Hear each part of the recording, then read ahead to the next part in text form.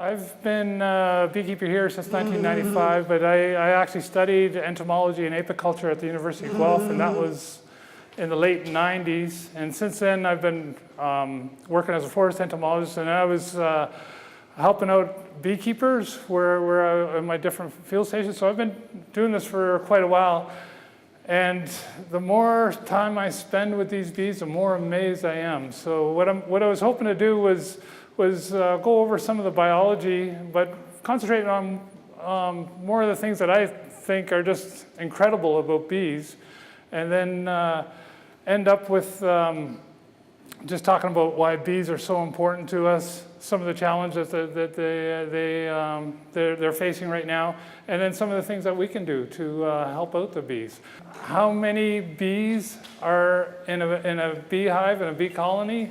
It's usually 50 to 60,000 at this time of the year. So just if you got a good strong colony, you take off that top super, the bees will just be bubbling out of there. Like it's pretty cool to see.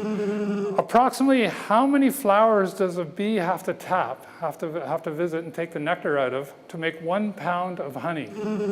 The actual number is 2 million. 2 million flowers a bee has to visit to make 1 pound of honey. Just crazy. How far does a bee have to travel on average to visit those 2 million flowers to make up a pound of honey? And this is on average, it's 55,000 miles. So, and to put that in perspective, one time around the entire world is 25,000 miles. So you're looking at 2 times going around the world to make 1 pound of honey. This is a photo from the inside of a hive. This is a natural hive. This is probably out of the inside of a tree. It looks like a top surface, so it may not be. But these are all natural comb. And the bees, the worker bees, all make this comb. And that's basically where everything happens in the hive. That's where they store their honey. That's where the queen lays her eggs, and the larvae, the brood, that's where they mature. That's where they store their pollen, all their food. So this, and the bees make this wax. So that's another thing that distinguishes bees from wasps. With honeybees, they eat the actual honey and the sugars, the nectar from the nectar. And they can convert that. They got special glands in their abdomen that create beeswax. With wasps, they can't do that. So they'll go to other substances. They'll make paper wasps. They take it from trees and from vegetation. Mud wasps, they'll take from mud. So that's a difference between honeybees and wasps. Is that bees can actually make beeswax, and they make these. I think they're beautiful. This is what I put in my hive. And this is foundation. This is actually plastic foundation. It's got the imprint of the cells on there, and the bees will actually start drawing that out. And here you can see this is one that they started drawing that out. So instead of this one is more natural, where they're just going from the top. We give this as a base for them to grow on, and there's a lot of advantages with that. The big one is that we can move these around. So we can inspect them for diseases, for problems, see how much honey they have. It's easier to take the honey off if they have extra honey. This one here is an actual forager bee. So what this bee is doing is it's going to the flowers, and there's 2 things that they get from the flowers. All the food that they need, it comes from flowers. And the 2 things, one is a nectar, and from the nectar, they convert that into honey, and that makes all the carbohydrates for the people in the back there.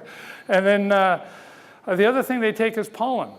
So what I think is kind of neat with the pollen is here you can see the bees have lots of hair. It's actually magnetically charged so that the pollen actually sticks onto the hairs.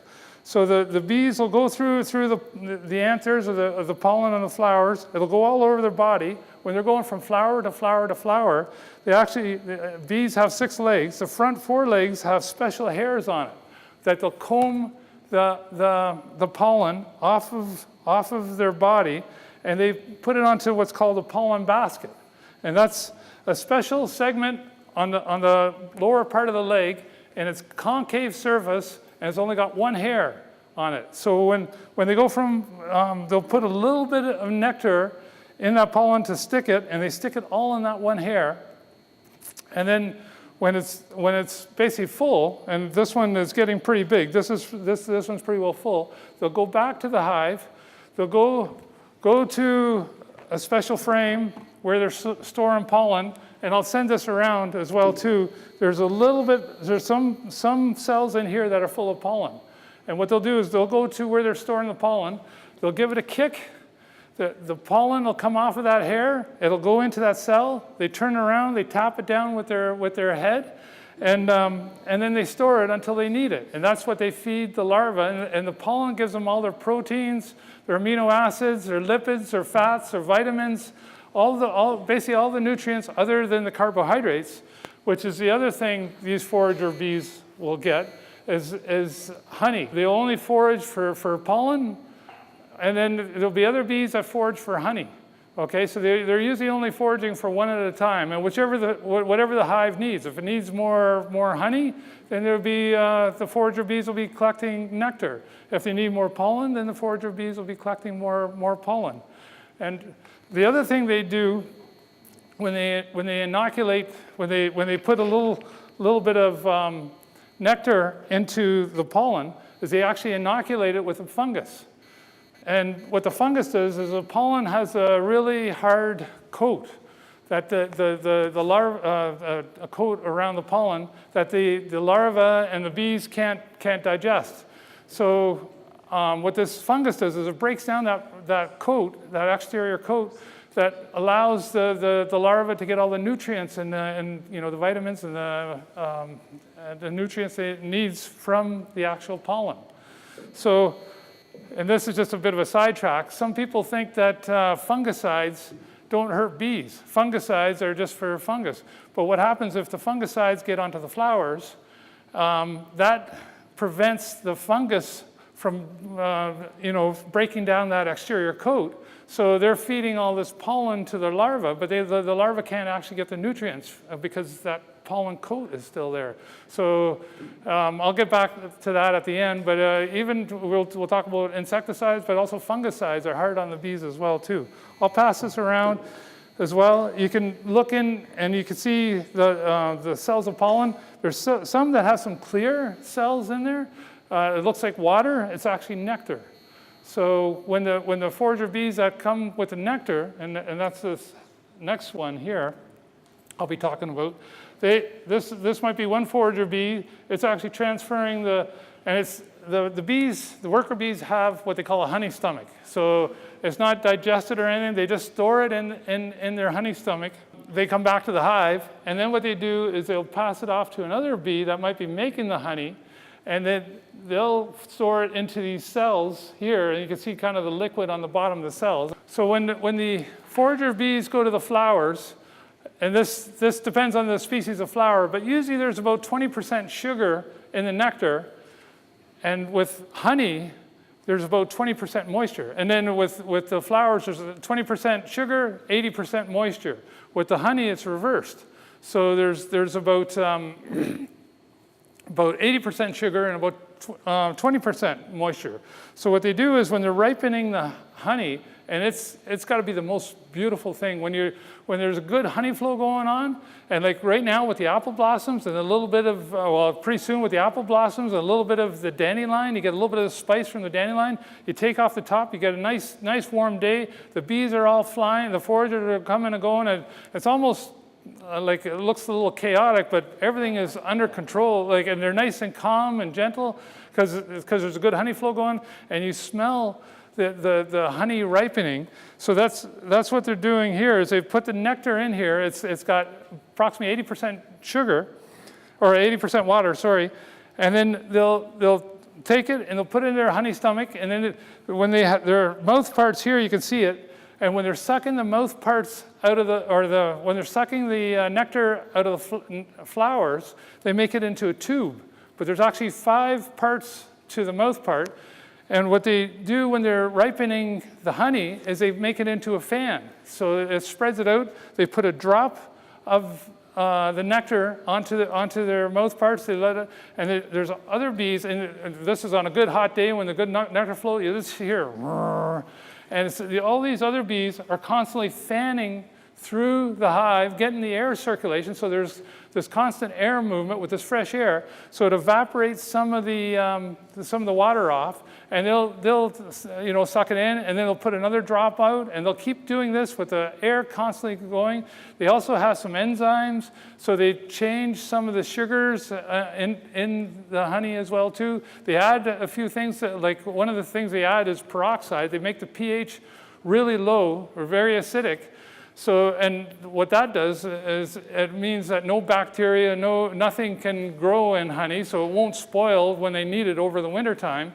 So they're doing all of this at this stage right here to make the honey. This is another worker bee, and what she's doing, she's got a special gland at the top. It's called the Nasanov gland. And this is one of the primary ways they communicate is through smell. Bees are incredible at smelling. There was a bee inspector from the Kootenays, and I can't remember the exact, but he said if the wind's going the right way, they can smell a dandelion from a kilometer away. Like it's like in the parts per million. It's basically the antenna that can smell, where all the smell comes from. They don't have a nose or anything. So with this special pheromone, and a pheromone is basically a scent, a perfume, that kind of thing that the worker bees sent off. It's basically telling the bees, come this way.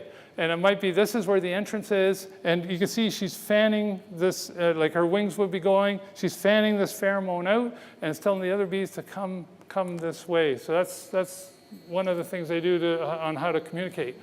Anyone know the other primary way they know how to communicate?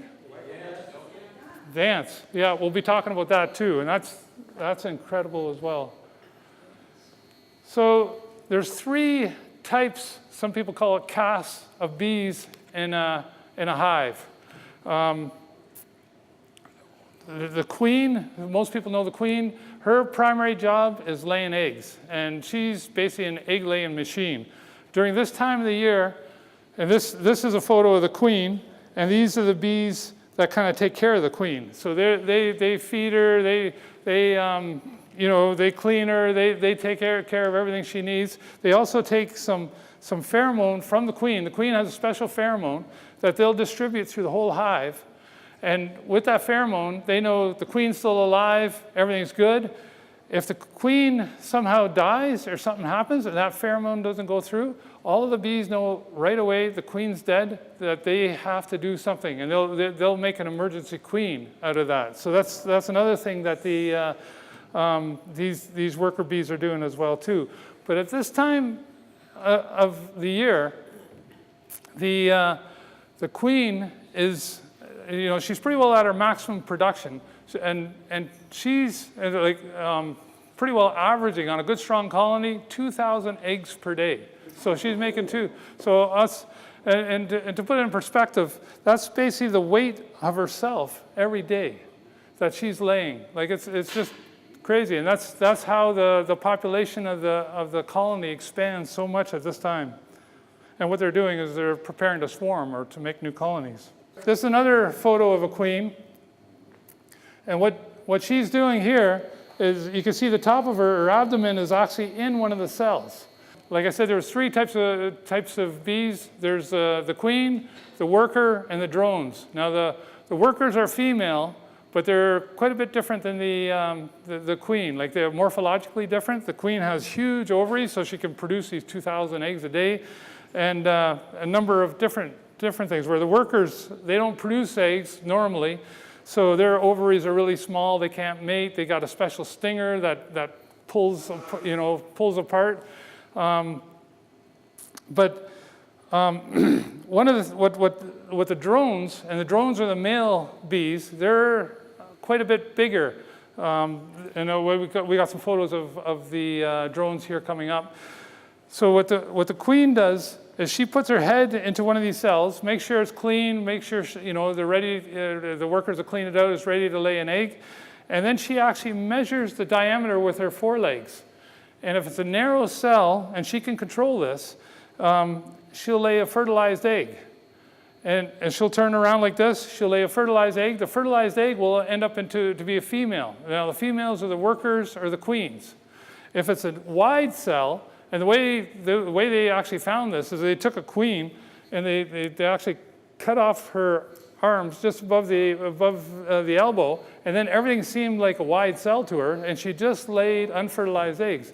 But unfertilized eggs ends up being a male. So that's how you determine whether it's a male or a female. It's not an XY chromosome or anything like that, like when humans. But then if it's fertilized, it's a female. If it's unfertilized, it's a drone or a male bee. So so she measures it, she turns around, she lays an egg, and then she goes off to the next cell. She measures it, turns around, goes, and the worker bees all together. A lot of people think that the queen actually runs a show. And it's important. The queen has to be there for the hive to be, good and basically happy and functioning well. But it's as an entire organism that and as the workers, they kind of tell the queen where to lay as well too. So it's all working in concert as well too. Where if she's laying worker eggs, or if she's laying drone eggs, or if she's laying queen eggs, and I'll be showing that in a little while as well too. And you can see the red on here on the top. That's what queen breeders do. And it's an easier way to find the queen. She does have a big abdomen. If you look at this one, you can see how big the abdomen here is compared to the worker bees around. But if you got 50,000 bees, if you're looking for one queen in that, sometimes it can be kind of tricky. So the dot helps. The other thing is the color of the dot determines the year. So, and I forget, we got a couple beekeepers here. Does anyone remember which year end? Most bees last about 2 years, most queens last about 2 years. There's some that 3. I've got 2 hives that are 4 years old, which is pretty well the maximum I've had. I just read in the American Bee Journal, just this last week, supposedly there's one queen breeder had a queen that lasted 8 years, but that's unheard of. Usually it's about 2.5 years. After 3, you're doing pretty good. So what they've done is they've got a different color for every 5 years. So any year that ends in a 0 or a 5 would be, say, a color red. Any year that ends in a 1 or a 6 would be a color green. And on for the 5 years, so that you know exactly how old your queen is. Usually older ones, exactly, lay fewer eggs. And if it gets to a certain point where she's not laying enough eggs, the workers will basically, they'll grow a couple more queen cells. And once that new queen comes back, that's laying well, then they'll kill the old queen. Like these bees are ruthless too. If you're not producing, you're dead. This would be a honeycomb. So usually the honeycomb goes this way. So this is basically like taking one of these frames and doing a cross section through the end here. And this shows the different stages in a honeybee. So here's actually some pollen that's been produced here. So the queen lays an egg. This is a young larva. The larvae are basically eating machines. They got a mouth, they've got an anus, but they don't poop until they pupate, so at the end. So they don't want to be eating their excrement either. So they kind of save it until right at the end. And then the worker bees, the nurse bees will clean all of that out as well too. And then after the larva, it turns into a pupa. And here you can start to see, the eyes, you can see the mouth parts, the antenna, you can see the legs. Honeybees, they've got the head, the thorax, the abdomen. You can see the distinguishing, between the different body parts. And then this is a young pupa, an older pupa, and this one is almost ready to change into an adult. So this kind of shows you the progression of the life cycle there. The cells that you see here are more the typical cells. This is where the workers will be. The drones will look a lot like this, but the cells will be a little bit wider. Now the queen cells look quite a bit different. And this is a queen cell here. This is one that's opened up. Now this white milky substance is all royal jelly. And this is the nurse bees. These are the worker bees that come out. They make the royal jelly. Now, the difference, both the queen and the workers are female. So the difference between and they come from a fertilized egg, the difference between the worker and the queen is what they're fed. Now, the queen is just fed royal jelly, and a good queen, good strong hive, it'll be full of royal jelly. There'll be more royal jelly than they can eat, and usually once they pupate, you'll still see some royal jelly that's kind of dried up on the top. With worker bees, they're fed royal jelly for the first 3 days, and then after day 3, they're fed what's called bee bread. And bee bread is a mixture of royal jelly, pollen, and honey. And if they're fed that diet, then they end up being a worker bee. So that's what determines between worker bees and queens. This is an adult drone. He's just emerging from a comb. And drones are kind of interesting. They're males. They're good for one thing, and I think you guys can kind of figure out what that is. But they can't even eat themselves out of the comb. Once like the workers have to actually open it up for them, whereas the worker bees, they actually eat themselves out of the comb as well too. And this is one that's coming out. So you can see he's still a little fuzzy. They usually look a little whiter in appearance, but it takes them a day or two, and then they harden up, and then they become adults. And yeah, I'll get into the mating and what the drones do in a little while. This here is the drone once he's emerged, and you can see he's got one of the ways to distinguish is he's got great big eyes. Basically, his whole head is all eyes, and that's so he can find the queen. All bees have an exoskeleton, so it takes them a couple days for them to get hard, and before they can really start flying and doing too much. I think the incredible things about a honeybee colony is you can look at it as, like we said, 50,000 bees, but really it's only one entity. It's some people call it a superorganism. It's got one queen, and that's a reproductive one. All the workers, they're doing all the work, cleaning up the hive, they're doing the foraging, they're protecting the hive, that kind of thing. And then the drones, they're basically there for mating, but the whole thing is really one entity. So a colony isn't really trying to make more bees. What it's trying to do is make more colonies. So what it does is, and at this time of the year, it really builds up, and the bees actually start in about January, building up for the spring. Usually about November, end of October, November, December, the queen pretty well stops laying eggs. It forms a cluster. It's still active. It's still nice and warm in the colony when it overwinters. And I'll have 2 boxes with most of my hives. The top box will be full of honey. The bottom box will be full of bees. And when it gets cold, they cluster. They go into a big ball, and the queen will be in the middle. And it could be -20 outside, but inside that cluster, it'll be plus 26, 28 degrees. So nice and warm in there. That's when there's no brood. Now, brood prefer to have the temperature about 30, 33 degrees. That's when they grow the best. So once we get to the end of December, beginning of January, they'll actually keep the temperature in the middle of that cluster at 33 degrees. And in January, February, it can be the coldest temperatures. It can be -20, -30 degrees, especially out in the prairies or whatever. It'll be nice and warm in there. The cooler bees, and what they do is they'll be working their way through the honey. They'll eat a little bit of the honey, and they'll vibrate their wing muscles. They won't fan their wings. They don't want to generate wind or breeze or anything, but they just want to keep that metabolism going to keep the heat in there. The queen will be in the middle. She'll be laying eggs, and they'll actually be starting to increase the population until end of May, beginning of June. It's usually before the first good honey flow.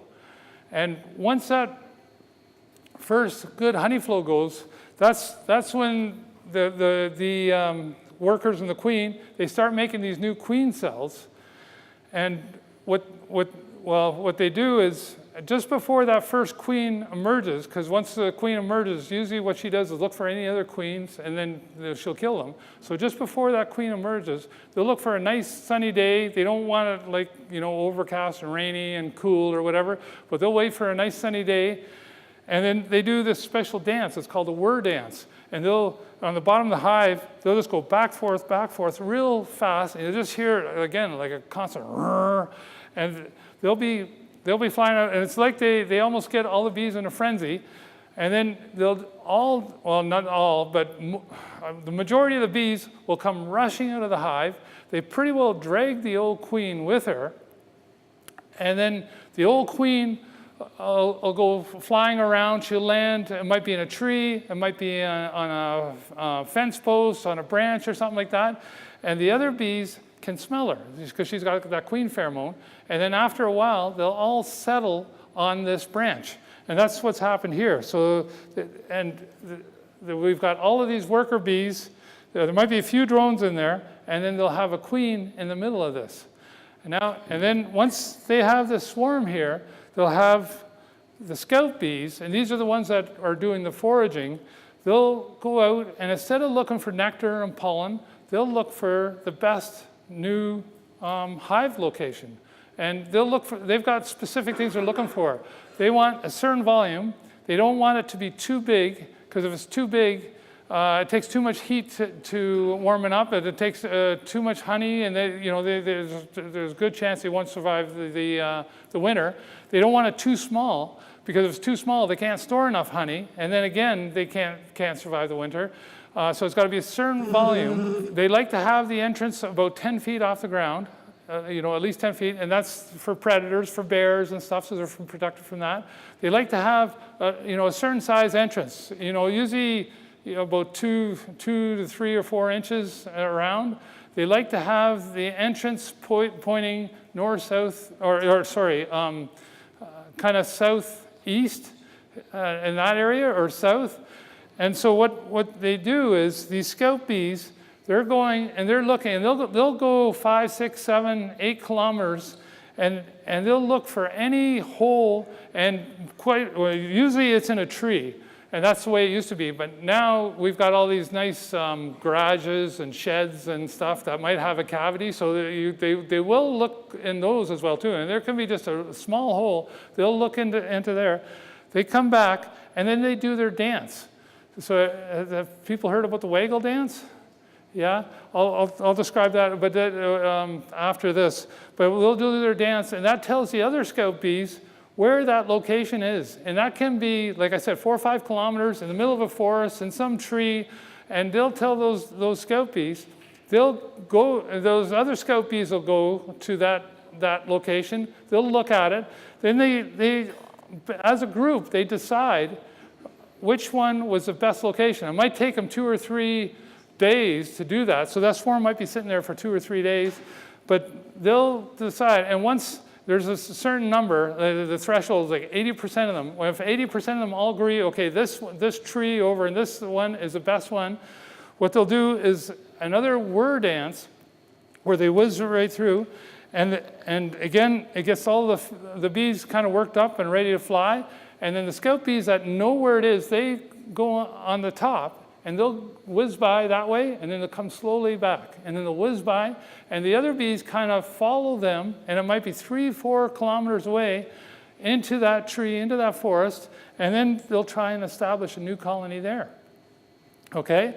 So that's and hopefully, again, they try and time it just before the beginning of the main honey flow, because they got to make all the wax, they got to store all the honey, they got to build all the brood, all the larvae, so that they have enough to survive for the wintertime. Now that's on the new colony with the old queen. With the old colony that it came from, it's still got all the brood, it's got lots of honey, it's got lots of pollen. It's the brood is the larva again, the workers, and just the larval stage. And there's still quite a few honeybees, but not usually. There's more bees, the adult bees, that leave with the swarm than is left in the hive. And then with that new queen, what she does, and usually they don't make just one queen cell. They'll make 4, 5, 10, sometimes 20 different queen cells. That first queen that comes out, she'll come out and she'll look for any new queens or any new queen cells.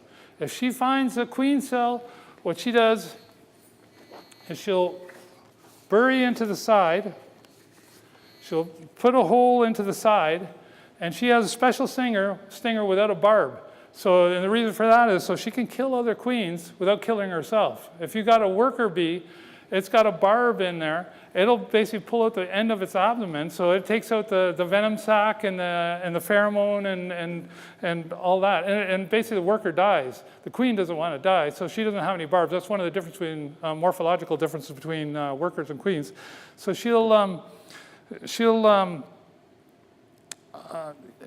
yeah, basically kill these ones in all the cells so that there's usually only one queen left. Now she's a virgin. Before she can start laying eggs, she has to mate with the drones.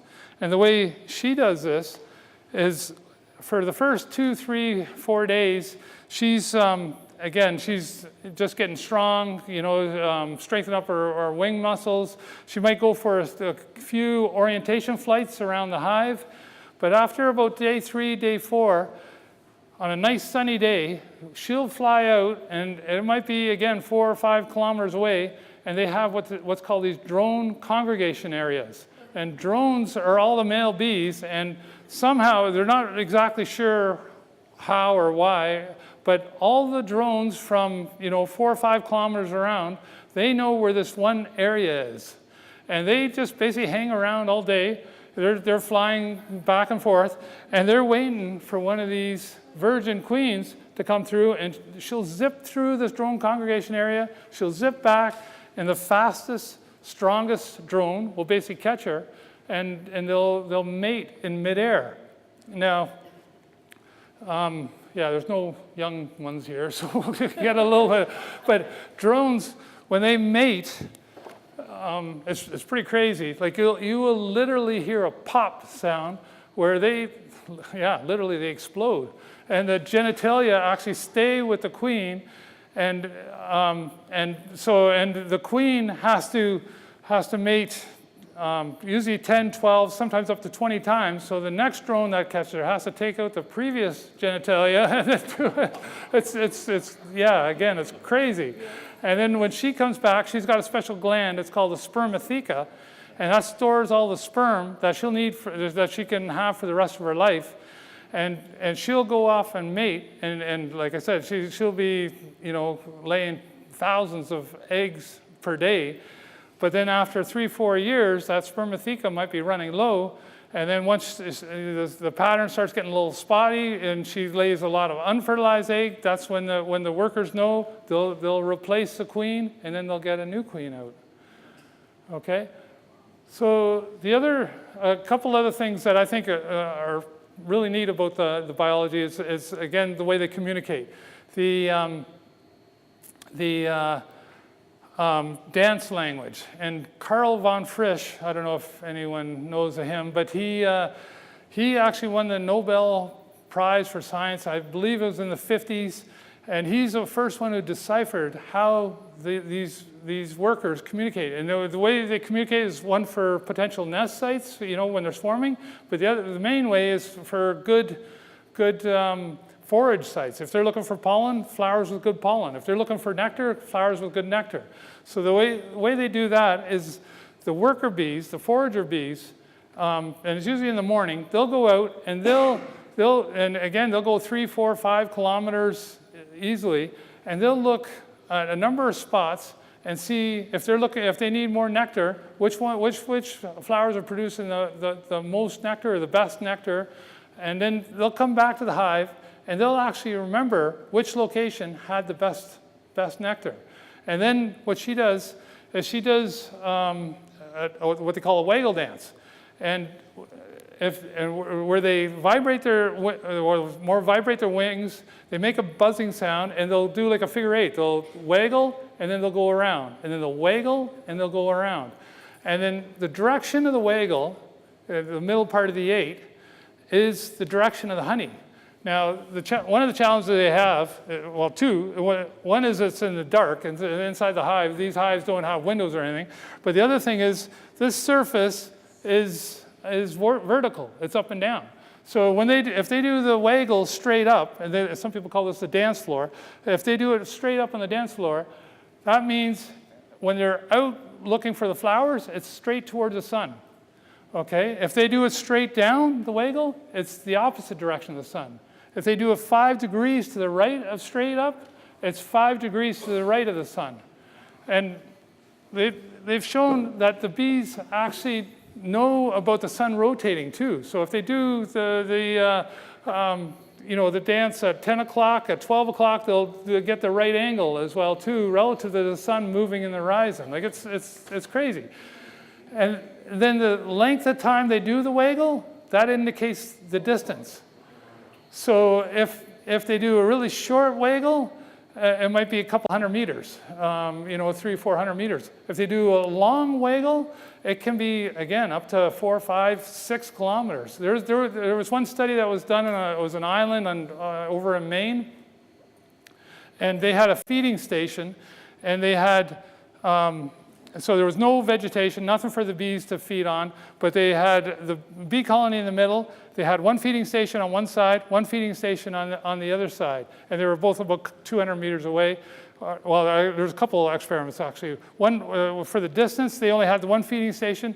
They ended up getting that feeding station 13 kilometers away, and those bees were still doing the waggle dance. Once it got to 13 kilometers, it took more energy for them to get the sugar solution than to come back. And so then they didn't go any farther. Now, the other one where they were comparing is they had one hive in the middle. They had 2 feeding stations, one on each side.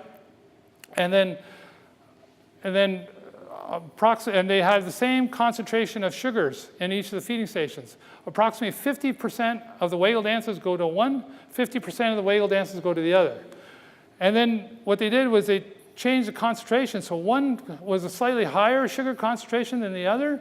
And it was in a matter of minutes that 75% of the bees were going to the stronger one, and then 25% to the other one.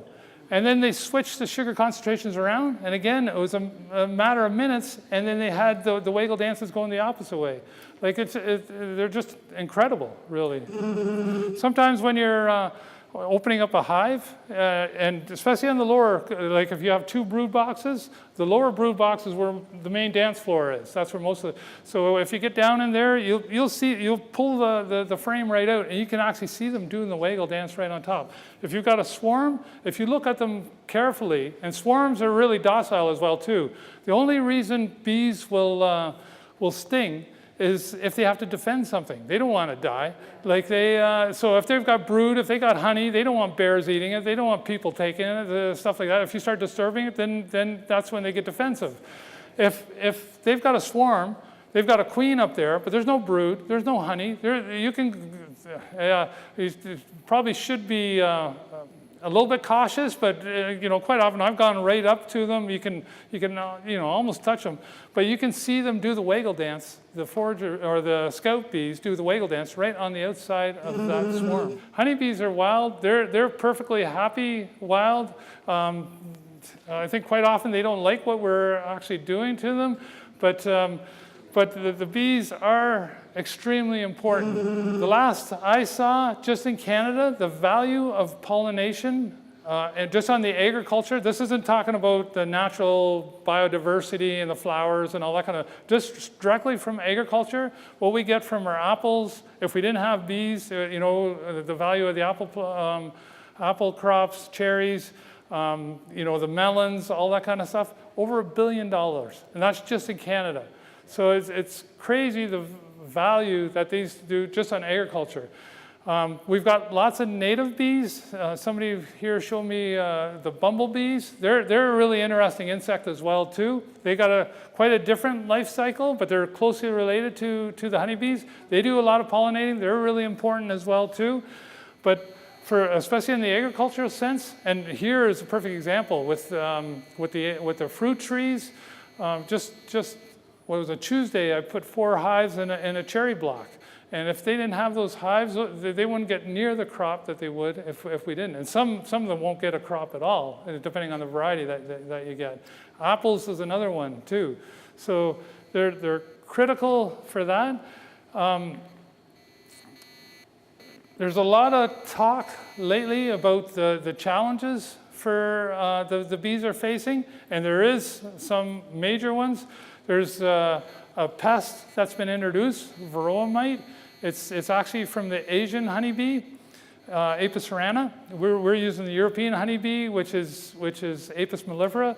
But on this Apis cerana, it's had a chance for like literally hundreds of thousands of years to build up this relationship. If one of these parasitic mites, and you can see them, they're pretty small, but you can actually see them, gets on one of these eastern honeybees, they do a special dance.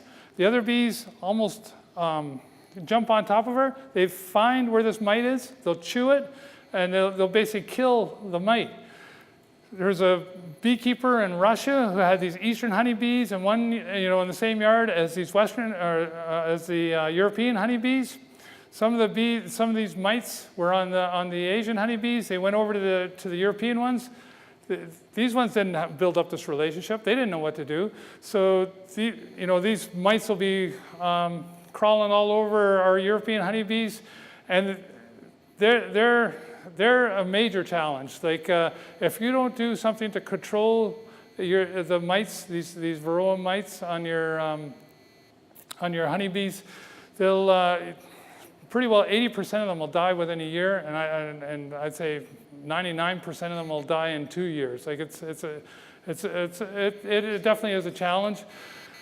The other big challenge though is habitat loss, and to be honest, the Okanagan is one of the, I wouldn't say worst areas, but it's a difficult area here too. With all these fruit trees, it's great. The grapes are all wind pollinated. The pollen, the bees might get a little bit of the pollen from it. They don't generate any nectar, but even the pollen that they get from the grapes is poor quality. And the other big thing that they get from all these vineyards, or that they don't get, I guess, is the vineyards are great at keeping weeds down and any kind of other flowers. So those are, and it's not just like most orchards too. It's difficult to work when you've got weeds and plants this high, but it makes it difficult for the bees to get enough forage. Like we were saying, it was millions of flowers and needs just for 1 pound of honey. So those are probably some of the biggest challenges that we have. If any kind of recommendations or what to do, I was talking to Stephanie before. I think they have a bee club, or not a bee club, a book club, and they're talking about Bee Time. It's a book by Mark Winston. He's one of the premier scientists in North America. He used to be from Simon Fraser University. Beautiful book. It actually won the Governor General's Award. If you can read that, but he recommends keeping some areas what they call fallow, where they don't disturb them, where they just let the weeds grow, they let the flowers grow. Another thing, like that's one thing for the European honeybee, but with our native honeybees, a lot of them grow in the soil. So if people go and then they have gardens or whatever, they'll build their nests, but then they go and rototiller, they turn it over, and that kills all the nests as well too. But if you can keep areas fallow, before we used to have all these hedgerows. Another challenge, if anyone's gone through the Midwest or even through Eastern, they got just, like miles after miles of straight corn, straight soybean. There's no hedgerows in between. There's nothing really for the bees to forage on. So those are some of the big challenges. But if we can do that, again, minimize any kind of insecticide, even herbicide and fungicides, minimize that kind of stuff. Yeah, just some suggestions to throw out for that. Bumblebees and honeybees, they're in the order Hymenoptera. And that order is called hooked, kind of the English name or the common name is hooked wing. And they have 4 wings, but their front wing actually has a series of hooks at the end of the wing that hooks into the back wing. And just the way they move them all together, if you can ever see that in slow motion or something, they're incredible. 4 things that honeybees will forage for. The main ones are nectar and pollen. But the other thing they'll do is water, and they're really good at controlling the temperature. So if it's really hot out, the bees will be fanning, but they'll actually be bringing water in from some source.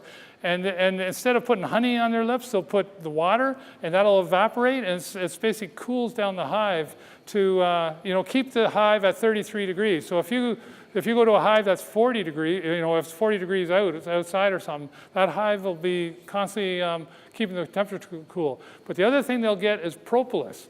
And propolis is usually like, it's not really a sap, but it's more, how poplar trees, they get that sticky, especially this time of the year, they're kind of sticky if you squeeze them in your fingers. They'll take that substance and they'll bring them to the hive. And you can see on the side here, that's all propolis. Anytime there's a crack that's less than 3/8 of an inch, they'll gum it up with this propolis. They'll also cover it around the entrance. And this propolis is antibacterial, and so when the forager bees come in, they basically walk over this, and it cleans their feet. Any bacteria or stuff that they go, it cleans their feet off. So there's a number of people who like propolis. They use it in tinctures and things like that. But my preference is comb honey, because it's right in the comb. I don't know if you've had comb honey. It's got to be the most natural that you'll get. But yeah, as far as what time and how long it'll last, they've 4,000 years. They found honey in the Egyptian tombs that's like 4,000 years old, and yeah, it's edible. That's one of the things what the bees do is, like I said, they put a little bit of peroxide, they get the pH really down, the sugar concentration is so high, bacteria, fungus, it can't grow in. So it'll basically last forever. If you really want to get that floral sense, though, like what I was saying, if when the apple blossoms are out, to get that apple blossom honey, if you can get some of the comb honey at that time, from that time, that's probably when you'll get it the most. Well, colony collapse, again, it's the stresses of the bees. So I think, and from what I've read as well too. So they say officially colony collapse isn't in Canada, it's in the US.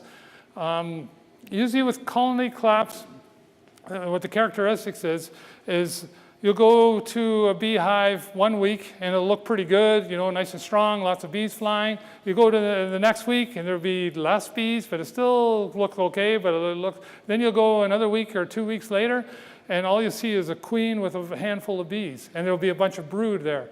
And the idea, or there's a lot of theories around it, but all the foragers are going out, and then either they can't find their way back or they get disoriented.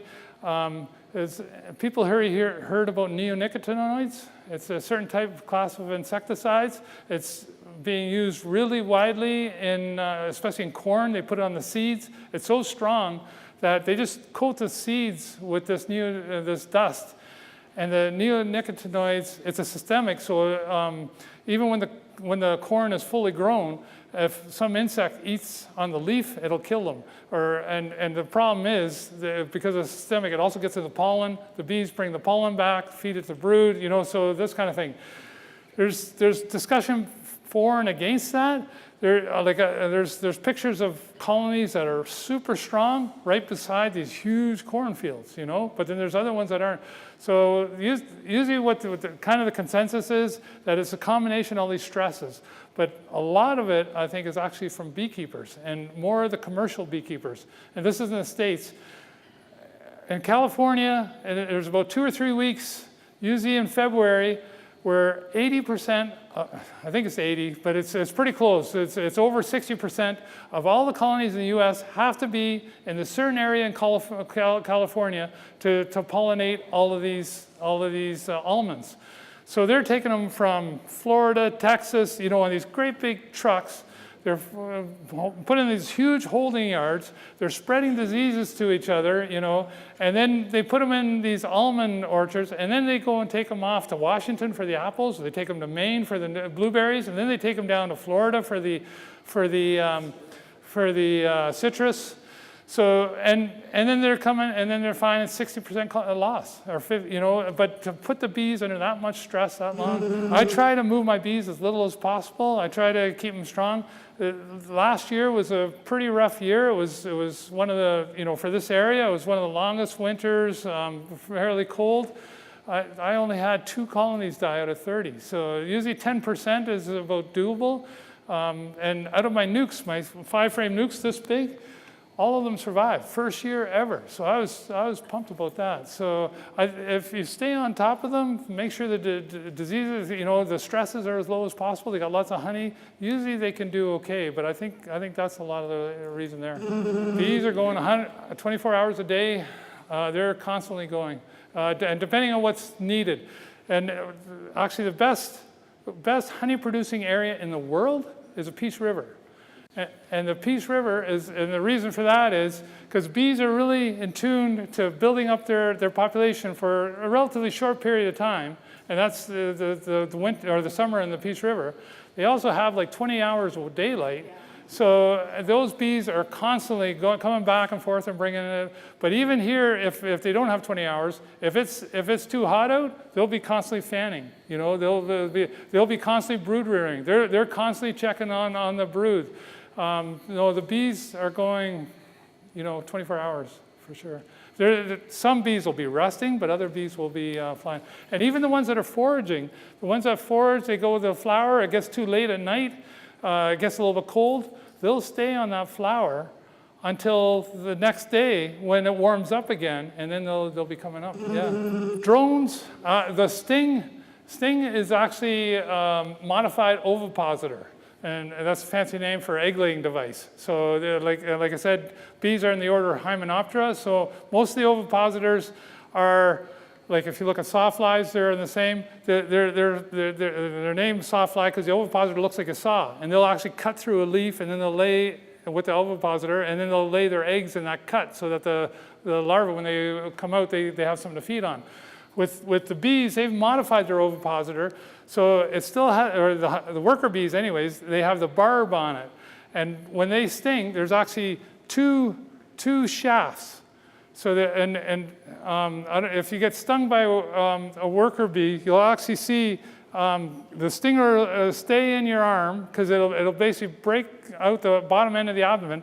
It's got muscles around the shaft, so the shafts are going back and forth. But because there's a barb pointing this, the more it goes, the farther deeper it goes into your skin. They've got another gland called the poison gland, and that's where all the venom is. It's in there as well too, and it's got a different muscle that's constantly pumping the venom into your skin. Now the reason it does that is it wants to get the biggest bang for the buck. If there's a bear going after it, they want to sting it, and even if the bear kills the bee, you know, that stinger is still going in, and it's still going to be injecting venom and work doing its thing to protect the colony, kind of thing. Yeah. So an ovipositor is only found on female. So only queens and workers have stingers, which I tell my wife is kind of appropriate. But the drones, they don't have ovipositors, so they can't sting. So that's if you want to impress some kids, go to a colony of bees, but you have to know what you're looking for, and just pick out the drone, and you can hold it in your hand, and yeah.